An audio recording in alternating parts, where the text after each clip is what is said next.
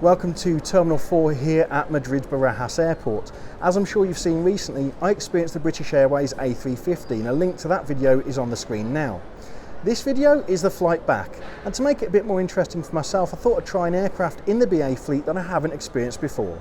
So today we're heading to Heathrow on board the British Airways Airbus A321. Before we get to the flight, let's check out the terminal, and welcome to Edgington Airborne. Let's get going.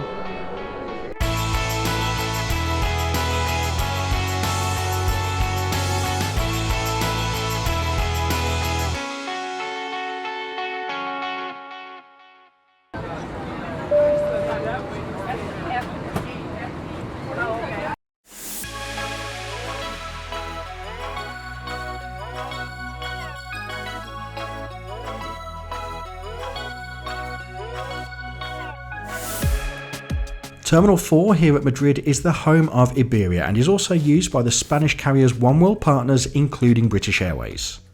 The terminal, which opened in 2006, is the largest in Spain and one of my personal favourites in Europe, mainly due to the design which features a really impressive undulating roof and plenty of natural light.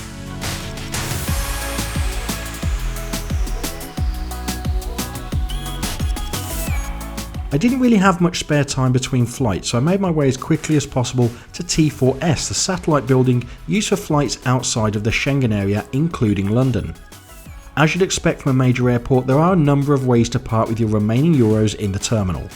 High-end brands are of course represented, and you can buy gifts to remind you of your time in the Spanish capital.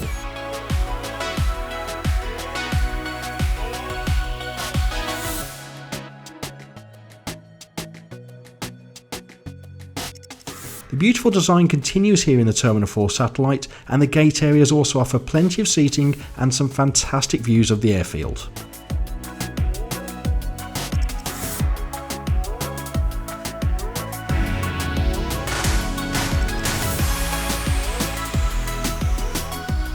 Bit of a whirlwind trip through Madrid today due to a short connection, but they have just called the flights. Let's head on board the Airbus A321 and make our way back to London.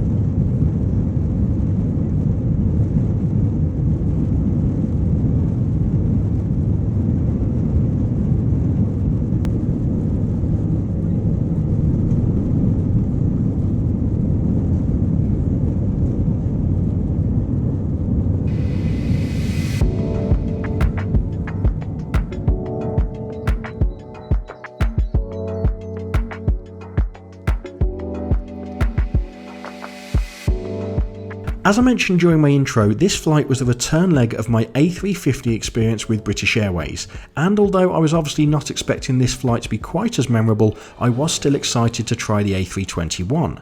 Mainly to try out an older cabin, which may sound odd, but regular viewers will know that the new seats on the A320NEO left me less than impressed. I'll show you around the cabin shortly, but firstly, as always, let's see what the cost is to fly on this route.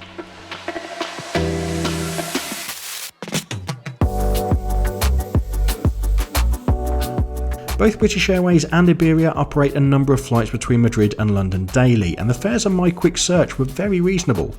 The cheapest flight I found with British Airways was €53, which is based on the basic fare with hand luggage only.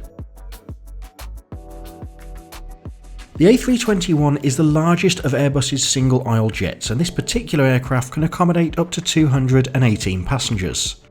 Although it's not as modern as the A320NEO that I tried earlier this year, the cabin still features everything you'd expect on a European flight, including a decent amount of space in the overhead lockers for luggage. Of course, there are also reading lights and air vents for each passenger, and despite not being a particularly young aircraft, it was overall in good condition, including the toilets, which despite being very small, were kept tidy throughout the flight.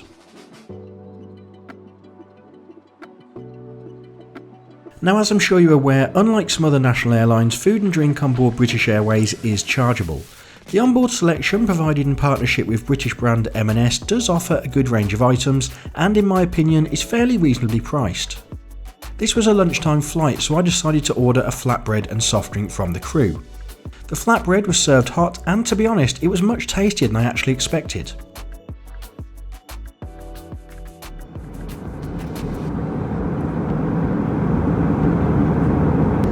So if you're travelling on board the British Airways A321 Economy, what can you expect from the seat?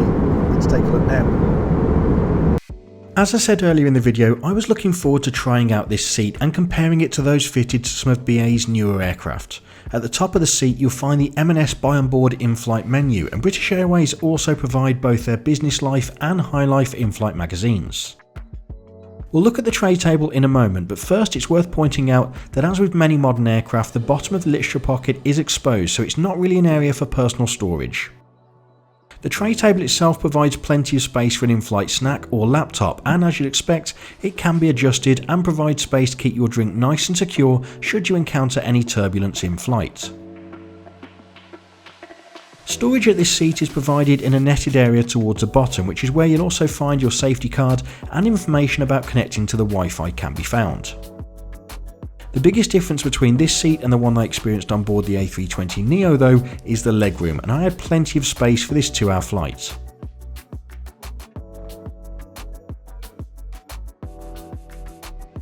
As well as offering more space than onboard newer aircraft, this seat for me is also much more attractive than the one I experienced earlier this year of British Airways, but which do you prefer? Let me know in the comments. Sadly though, as nice as a seat looked in my opinion from a distance, there was a downside on this particular flight, and that was the cleanliness. Now I may be being picky, but the stains on this seat and tray table were not particularly nice to see, and I have no idea what this green stuff is. Unable to solve that mystery conclusively, I decided to take a look at the in-flight magazine High Life. The most interesting article was a list of the top 100 items that make BA proud to be British. Now I totally agree with choices such as a good Sunday roast and the view of London from above chosen by Red Arrow's leader Martin Pert. But Danny Dyer? Really? If that shock puts you off finishing the article, then you could choose to try the Wi-Fi offered on board. Just not on this flight, as sadly, try as I might, I could not connect.